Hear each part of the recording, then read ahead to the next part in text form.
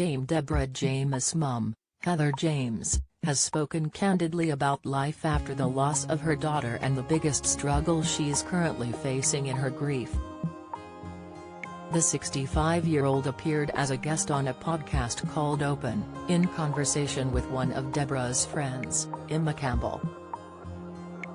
During the honest 48-minute chat, Heather told how she has thrown herself into work since her daughter's death, as she finds it easier to keep her mind occupied.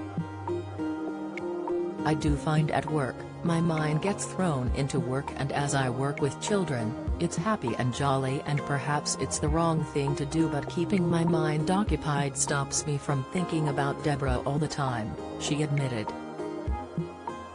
"Not that I don't want to think about her, but I want to not do it 24/7 because that's unhealthy as well."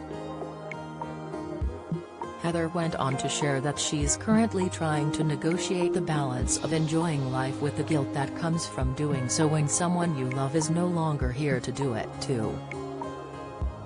"It's negotiating the memory against living, and that's very difficult. How much can you enjoy life? You should enjoy life and you should look forward, but I feel guilty. I'm sure loads of people feel like I'm laughing, but I've just lost my daughter." It helps that Deborah had that positivity and enthusiasm for life, as it would be more difficult without it. "I think she prepared us for you're going to be sad, you're going to miss me, but you are actually going to get on and lead a life because life is so precious, so don't waste it. Part of me would like to hide away and not have to face all this, but that's not what she would have wanted." Podcast host Emma, who has been going through her own battle with cancer, agreed with Heather, adding that there has to be room for joy amongst the dark. The grandmother of 4 went on to share her agony for her grandchildren, explaining that while she can deal with her own heartbreak, she's struggling to cope with the feelings she has about the sadness they're facing. "What I've got to do is find a new normal. I'm still on that roller coaster because I haven't found the balance of losing Deborah with throwing myself into work and the long term of never seeing her again, and that hurts, but I don't want to think about it, because at the moment that's my way of coping. I just get on with it. I can live with my sadness, but I feel sadness for her children, and that's an added agony for me.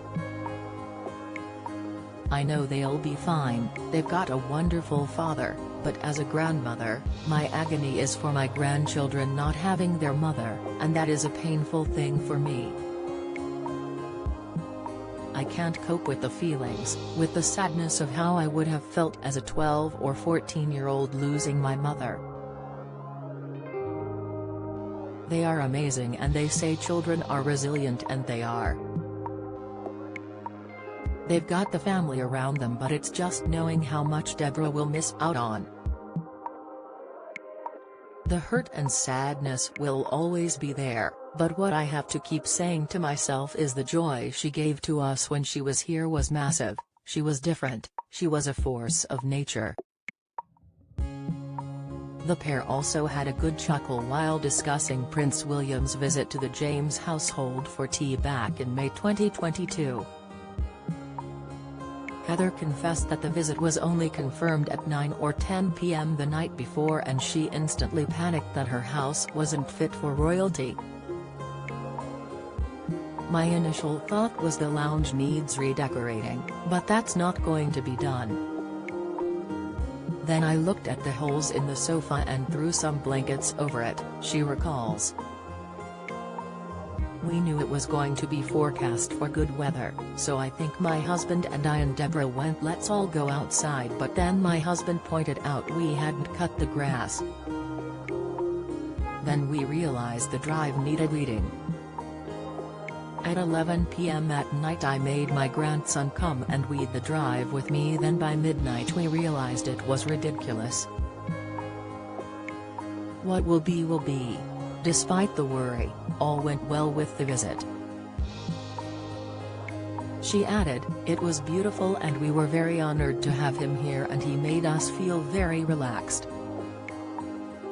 What a special time for the family, we were very, very fortunate and we'll always remember it as a happy afternoon, even though Deborah was very poorly and we didn't think she'd last the weekend.